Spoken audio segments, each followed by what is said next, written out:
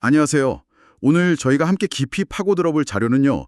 개인용 AI 인프라, 줄여서 PAI라고 불리는 오픈소스 프로젝트의 기트허브 저장소 문서입니다. 네, PAI. 요즘 AI 비서, AI 에이전트 정말 많잖아요. 정말 많죠? 그런데 대부분은 우리가 시키는 일을 처리해주는 일종의 도구에 가깝죠. 네. 그런데 만약에 당신의 목표나 가치관을 학습하고 또 당신을 위해 스스로 일을 찾아서 처리하고 시간이 지날수록 당신과 함께 성장하는 AI가 있다면 어떨까요? 와, 그건 정말 다르네요. 이 프로젝트의 출발점이 아주 거창해요. 인류의 창의적 잠재력 중 극히 일부만이 활성화되어 있다는 이런 문제의식에서 시작하거든요. 아, 문제 정의부터가 스케일이 크군요. 기술 전문가나 부유한 사람들만 AI 혜택을 보는 게 아니라 모든 사람이 자신만의 AI 파트너를 통해 잠재력을 최대로 끌어올리겠다는 거죠. 네. 자, 그럼 오늘 저희는 이 PAI 프로젝트를 통해 과연 AI가 인간의 생각을 복제하는 도구로 넘어 우리 자신의 의지를 확장하는 진정한 파트너가 될 수 있는가? 이 질문의 답을 함께 찾아보겠습니다. 네, 그 질문이 바로 이 프로젝트의 핵심을 꿰뚫고 있어요. 이 자료에서 가장 먼저 눈에 띄는 건 AI 시스템을 세 가지 수준으로 명확하게 구분하고 있다는 점이에요. 세 가지 수준이요? 네, 레벨 1은 우리가 흔히 쓰는 챗봇이고요. 레벨 2는 특정 작업을 수행할 수 있는 에이전트 플랫폼입니다. 아, 여기까지는 익숙하네요. 그리고 이 프로젝트가 지향하는 레벨 3가 바로 PAI, 즉 개인화된 AI 인프라죠. 기존 시스템들과의 가장 큰 차이점은 관찰, 사고, 계획, 실행, 검증이라는 일반적인 작업 흐름에서 멈추지 않는다는 거예요. 아, 거기서 끝나지 않는군요. 네, PAI는 그 뒤에 학습과 개선이라는 단계를 반드시 포함시킵니다. 학습과 개선. 네, 모든 상호작용의 결과를 바탕으로 스스로 더 나아지는 거죠. 단순한 조수가 아니라 당신과 함께 성장하는 시스템을 지향하는 겁니다. 와, 함께 성장하는 파트너라니 정말 흥미롭네요. 그럼 가장 기본적인 질문부터 시작해 볼게요. 그래서 이 PAI라는 게 정확히 뭐고 누구를 위한 건가요? 자료를 보면 대상이 모든 사람이라고 되어 있는데 이건 좀 막연하게 들리거든요. 맞아요. 모두를 위한 이라는 말은 종종 아무를 위한 것도 아닌 이라는 말처럼 들릴 수 있죠. 네, 그렇죠. 그래서 자료에서는 구체적인 예시를 들어 설명하고 있어요. 예를 들어 기술에 익숙하지 않은 동네 빵집 사장님을 한번 생각해 보죠. 빵집 사장님이요? 네, 이분이 PAI를 사용하면 매일 아침 들어오는 온라인 주문을 확인해서 송장을 만들고 배달 스케줄을 짜고 단골 손님에게 감사 메시지를 보내는 일련의 과정을 전부 자동화할 수 있는 거예요. 와, 정말 비서처럼 일하네요. 또 다른 예로 무명 예술가가 자신의 그림을 전시할 기회를 찾고 싶을 때 PAI가 지역 커뮤니티나 갤러리 정보를 수집하고 분석해서 가장 적합한 곳에 지원서 초안까지 작성해 줄 수도 있고요. 일상적인 업무 자동화부터 창의적인 활동 지원까지 범위가 꽤 넓군요. 그럼 저처럼 AI를 좀 더 깊게 활용하고 싶은 파워 유저나 개발자들에게는 어떤 장점이 있을까요? 미안해주면 좋을 텐데 같은 아쉬움을 느끼거든요. 네네. PAI는 이런 사용자들을 위해 영구적인 메모리 기능이나 자신만의 작업 방식을 시스템에 각인시키는 맞춤형 워크플로우를 제공해요. 그런데 이런 기능보다 더 중요한 건 이 모든 것의 바탕에 깔린 설계 철학입니다. 설계 철학이요? 네, 자료에서는 대부분의 시스템이 도구 중심으로 설계된 반면 PAI는 인간 중심으로 설계되었다고 강조하고 있어요. 잠시만요. 일간 중심이라는 말은 사실 거의 모든 IT 제품이 하는 말이잖아요. 솔직히 약간 마케팅 용어처럼 들리기도 하고요. 아, 그렇죠. 이 프로젝트에서 말하는 인간 중심이 다른 AI 에이전트들이 말하는 것과 구체적으로 어떻게 다른 건가요? 정말 근본적인 차이가 있나요? 아주 좋은 지적이에요. 그 차이를 이해하는 게 중요합니다.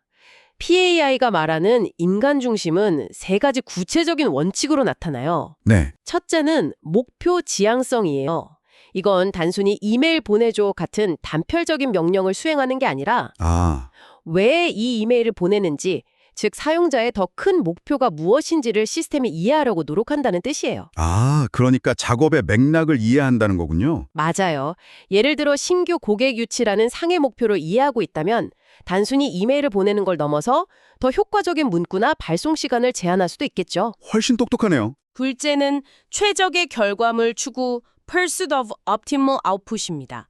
시스템은 주어진 모든 상황과 맥락, 그리고 사용자의 과거 피드백까지 종합적으로 고려해서 항상 최선의 결과물을 내놓으려고 노력해요. 그냥 완수하는 게 아니라 가장 잘 완수하는 게 목표군요. 바로 그겁니다. 그리고 마지막으로 가장 중요한 세 번째 원칙이 바로 지속적인 학습. 네, 지속적인 학습, continuous learning입니다. 시스템은 사용자와의 모든 상호작용을 신호로 포착해요. 예를 들어 AI가 제안한 결과물을 당신이 채택했는지, 수정했는지, 아니면 아예 무시했는지 이런 모든 행동이 시스템을 개선하는 학습 데이터가 되는 거예요. 와, 실패는 물론이고 성공 경험을 통해서도 계속해서 똑똑해지는 거죠. 알겠습니다. 단순한 명령 수행을 넘어 제 목표를 이해하고 항상 최선을 다하며 심지어 제 피드백을 통해 스스로 성장하기까지 한다는군요. 이건 정말 개인 비서나 파트너에 가까운 개념이네요. 네, 그렇죠. 이런 복잡한 시스템을 만들려면 아주 확고한 설계 철학, 거의 헌법 같은 게 필요할 것 같아요. 그렇죠. 그래서 이 프로젝트에는 무려 16가지의 PAI 원칙이라는 게 명시되어 있어요. 일종의 개발 헌장인 셈이죠. 네, 저도 그 부분을 아주 인상 깊게 봤습니다. 전부 다 살펴보기는 어렵지만 몇 가지는 정말 곱씹어볼 하더라고요. 어떤 것들이요? 첫 번째 원칙인 사용자 중심주의부터가 모든 인프라는 도구가 아닌 사용자의 목표와 선호도를 위해 존재한다고 선언하면서 시작하죠. 네. 그리고 세 번째 원칙, 명확한 사고가 먼저다라는 것도 정말 공감 갔어요. 좋은 프롬프트는 명확한 생각에서 나온다는 건데 이건 AI 사용자뿐만 아니라 사실 우리 모두에게 필요한 자세 같아요. 하하, 맞아요. 저도 얼마 전에 AI한테 보고서 초안을 써달라고 했다가 완전히 엉뚱한 결과물을 받고 한참을 헤맨 적이 있거든요. 돌이켜보니 제가 뭘 원하는지 저부터가 정리를 못했던 거죠. 하하, 정말 많은 분들이 공감할 경험일 거예요. 그리고 또 하나, 수십 년 된 유닉스 철학을 따르는 점도 신선했어요. 한 가지 일을 잘 해내라, 여러 도구가 서로 조합될 수 있게 만들라 같은 고전적인 소프트웨어 개발 원칙을 최첨단 AI 시스템 설계에 적용했다는 게 인상적이었습니다. 바로 그 철학들이 실제 아키텍처, 즉 자료에서 PAI Primitives 라고 부르는 핵심 시스템에 어떻게 구현되었는지를 살펴보는 것이 중요해요. 네, 여기서 가장 독특하고 어쩌면 이 프로젝트의 정체성이라고 할 수 있는 시스템이 바로 텔로스예요. 텔로스요? 네, 이건 당신이 누구인지, 무엇을 추구하는지를 10개의 간단한 텍스트 파일로 정의하는 시스템입니다. 10개의 텍스트 파일로 저를 정의한다고요? 구체적으로 어떤 파일들인가요? 예를 들면 mission.md 파일에는 당신 인생의 사명을, goals.md에는 단기 및 장기 목표를, projects.md에는 현재 진행 중인 프로젝트 목록을 적어요. 와, 심지어 beliefs.md라는 파일에는 당신의 핵심 신념이나 가치관을 기록하게 되어 있어요. 솔직히 그 부분은 조금 오싹하게 들리는데요. 제 신념을 텍스트 파일로 만들어서 AI에게 학습시킨다는 게 마치 제 생각을 시스템에 주입하거나 통제하려는 것처럼 느껴질 수도 있을 것 같아요. 프리버시나 윤리적인 문제는 없을까요? 충분히 그렇게 생각할 수 있어요. 굉장히 중요한 질문이고요. 하지만 이 시스템의 의도는 그 반대에 가까워요. 이건 AI를 훈련시키는 과정인 동시에 사용자 스스로를 깊이 성찰하게 만드는 강력한 도구가 될 수 있다는 점이 핵심이에요. 성찰하는 도구요? 네, 한번 생각해 보세요. 자신의 사명, 미션이나 신념, 빌리스를 글로 명확하게 정의해본 사람이 과연 얼마나 될까요? 그러게요. 거의 없겠죠? PAI는 기술을 사용하기에 앞서 사용자에게 먼저 당신은 누구입니까? 라는 질문을 던지고 그 답을 스스로 찾도록 유도하는 아주 철학적인 접근을 하고 있는 거예요. AI는 이 문서들을 지속적으로 참조해서 당신의 의사결정 방식이나 선호도를 이해하고 당신의 정체성과 시스템의 작동 방식을 일치시키려는 거죠. 와, 관점을 바꾸니 완전히 다르게 들리네요. AI를 설정하는 과정이 곧 나 자신을 알아가는 과정이 된다는 거군요. 바로 그거죠. 매번 대화할 때마다 나는 이런 사람이고 이런 배경에서 이 일을 하고 있어 라고 설명할 필요가 없어진다는 장점도 확실하겠고요. 바로 그겁니다. 그리고 이 텔로스와 함께 작동하는 메모리 시스템 역시 핵심이에요. 아, 메모리 시스템이요? 네, 앞서 말한 지속적인 학습을 실제로 구현하는 부분이죠. 모든 상호작용에서 생성되는 성공, 실패, 평가 같은 신호들을 핫, 웜, 콜드의 3단계 아키텍처에 저장하고 분석해서 시스템을 개선해요. 핫, 웜콜드요? 핫 메모리는 단기 기억처럼 최근 상호작용에 바로 쓰이고 콜드 메모리는 장기 기억처럼 시스템의 근본적인 개선에 사용되죠. 당신의 AI가 실수를 통해 배우고 성공 패턴을 강화하는 기억의 기반이 되는 셈이에요. 기억하고 학습하는 AI라 그럼 실제 작업을 수행할 때의 신뢰성 문제는 어떻게 해결하나요? AI는 종종 같은 질문에도 다른 답을 내놓거나 이상한 방식으로 작동할 때가 있잖아요. 맞아요. AI의 확률 기반 특성에서 오는 비일관성은 자동화 시스템에 치명적이죠. PAI의 스킬 시스템은 바로 그 문제를 해결하기 위해 설계됐어요. 스킬 시스템? 네.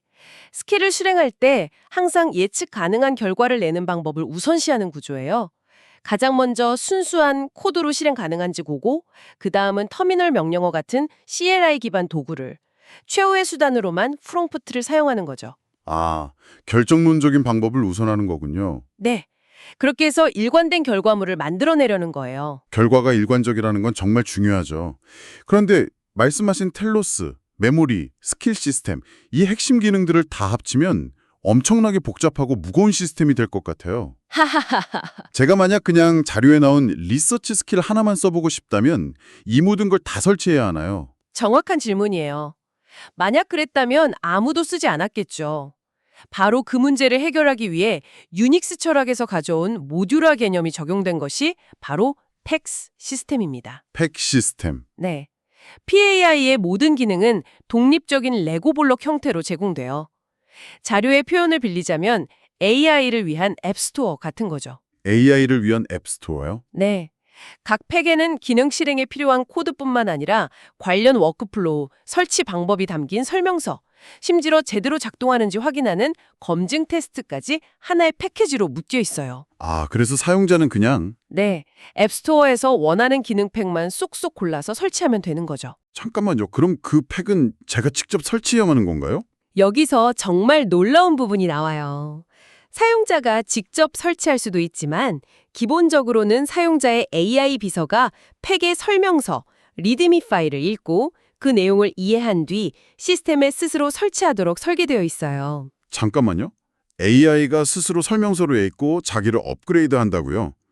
그게 어떻게 가능하죠? 하하.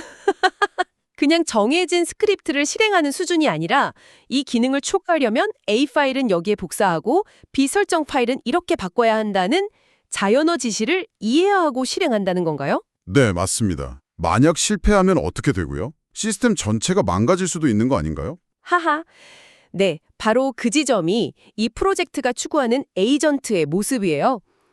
팩은 인간과 AI가 모두 이해할 수 있는 형태로 작성된 명세서를 포함하고 있어요. AI는 이 명세서를 파싱해서 필요한 파일들을 정확한 위치에 배치하고 환경 변수를 설정하는 등의 작업을 수행하는 거죠. 와, 물론 실패할 가능성도 있죠. 그래서 각 팩에는 설치가 잘 됐는지 확인하는 검증 테스트가 포함되어 있고 또 모듈화되어 있기 때문에 설령 한 팩의 설치가 실패하더라도 시스템 전체에 미치는 영향을 최소화할 수 있어요. AI가 AI를 업그레이드하는 거네요. 바로 그거죠.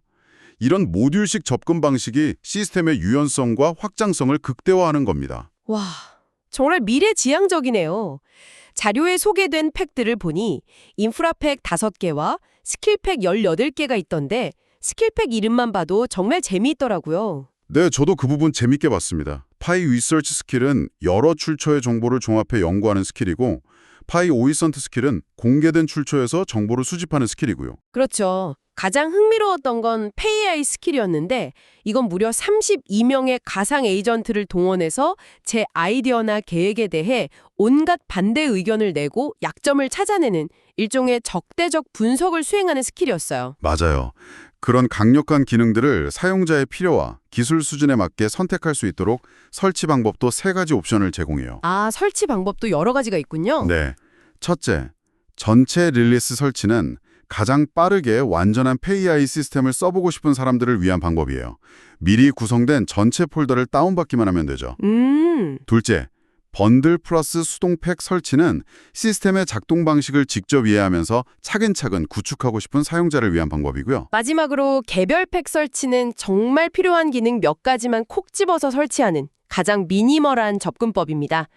사용자의 선택권을 최대한 존중하는 거죠. 특정 회사나 서비스에 묶이지 않는 것도 중요할 것 같은데요. 물론입니다. 그래서 이 페이아이 팩들은 특정 플랫폼에 종속되지 않도록 설계되었어요. 자료에서는 주로 클로드 코드라는 AI 코딩 환경을 예시로 들고 있지만 오픈 코드나 컬서 같은 다른 환경, 심지어 사용자가 직접 만든 시스템에서도 작동할 수 있도록 타입스크립트, 파이썬, 배쉬 같은 아주 보편적인 기술로만 만들어졌습니다. 오픈소스 프로젝트로서의 철학을 지키는 거죠. 좋습니다. 오늘 정말 많은 내용을 다뤘네요. 정리해보자면 페이아이는 단순히 이것저것 잘하는 AI 도구의 모음이 아니라 당신의 목표와 맥락을 깊이 이해하고 모든 경험을 통해 지속적으로 학습하며 당신과 함께 성장하는 개인화된 AI 파트너를 구축하기 위한 하나의 프레임워크라고 할 수 있겠네요. 완벽한 정리입니다. 그리고 이 프로젝트의 핵심 비전은 AI가 인간을 대체하는 것이 아니라 인간의 역량을 증강시키는 데 있다는 점을 다시 한번 강조하고 싶어요. 증강. 네, 기술을 통해 소수가 아니라 더 많은 사람들이 자신의 잠재력을 발견하고 실현하도록 돕는다는 철학이 프로젝트 전반에 깊게 깔려 있습니다. 자료 마지막 부분에는 앞으로의 로드맵도 간략하게 나와 있더라고요. 아, 네. 인터넷 연결 없이 개인 컴퓨터에서만 작동하는 로컬 모델 지원이라든지 스마트폰 같은 다른 기기에서 원격으로 접속하는 기능, 그리고 외부 서비스와 연동되는 알림 시스템 같은 것들이 계획되어 있었어요. 프로젝트가 앞으로도 계속해서 발전해 나갈 거라는 걸 알 수 있었죠. 네, 이 모든 기술적인 논의를 듣고 나면 결국 이 프로젝트는 우리에게 기술적인 질문 이전에 더 근본적인 질문 하나를 던지고 있다는 생각이 들어요. 네, 바로 그 지점에서 오늘 이야기를 마무리하면 좋을 것 같습니다. 청취자분들께 이런 질문을 던져보고 싶네요. 만약 당신의 사명, 목표, 심지어 신념까지 완벽하게 이해하고 당신의 의지를 세상에 실행해 줄 수 있는 AI 파트너가 생긴다면 당신은 그 AI에게 가장 먼저 무엇을 하도록 지시하시겠어요? 어쩌면 이 엄청난 기술을 제대로 사용하기에 앞서 우리 각자에게 필요한 것은 자신만의 미션.md, 즉 나는 무엇을 위해 사는가에 대한 사명선언문을 먼저 작성해보는 것이 아닐까요?